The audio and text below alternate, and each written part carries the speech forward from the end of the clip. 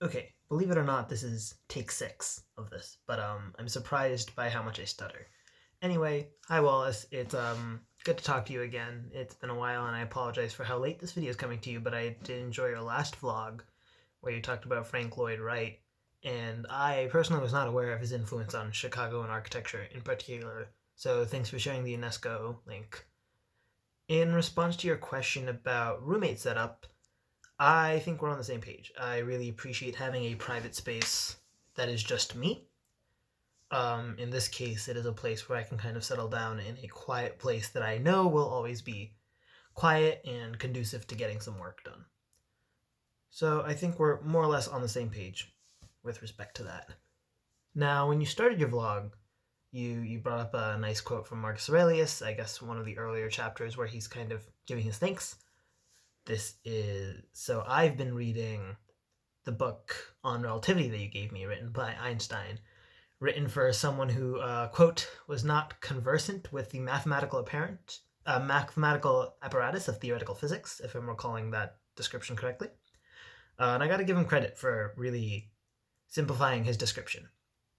That being said, I still have to catch myself rereading some of the finer points, right? So, Einstein, he's talking about his trains and synchronizing watches on trains and whatnot, and really redefining like Euclidean geometry, and then going on to show how Euclidean geometry might not really describe geometry in real space. And naturally, one of the things that comes up with relativity is that the speed of light is constant in all reference frames, a fact that you might remember from frustrations that you vented to me about your Physics 3 class.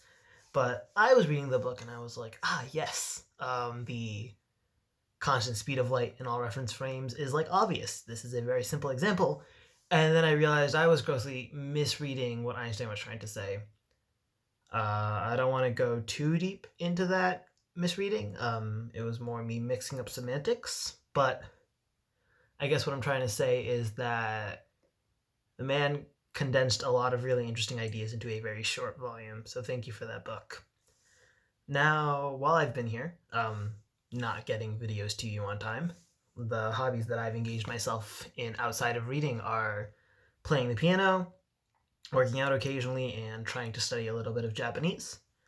I've appreciated that I can already start to see some progress in each of these, although I do miss working out with you quite a bit. So it's a little easy for me to do these things now because I don't have classes. You are actually, if you're watching this today, it's like 2 a.m. right now, but if you watch this after you wake up at some point during the day, you are probably finishing up your first day of classes. So I hope that went well. My question for you is, as you wrap up your undergrad career, what are you doing different this semester? And how are you going to fit? How did you fit? How are you going to fit? Maybe this will change, but how do you fit the logistics of graduating and living your life and engaging in your hobbies with classes and schoolwork? It'll be a little, from my personal experience, it's trickiest your last semester because there's a lot of logistical overhead going on. I don't really have the resources right now for a bunch of other reasons to give you a nice chest visualization, but I appreciate the work you put into yours where you cut to a different shot and had like a little text label. So I'm just going to say that I'm going to respond with pawn to e5. See you later.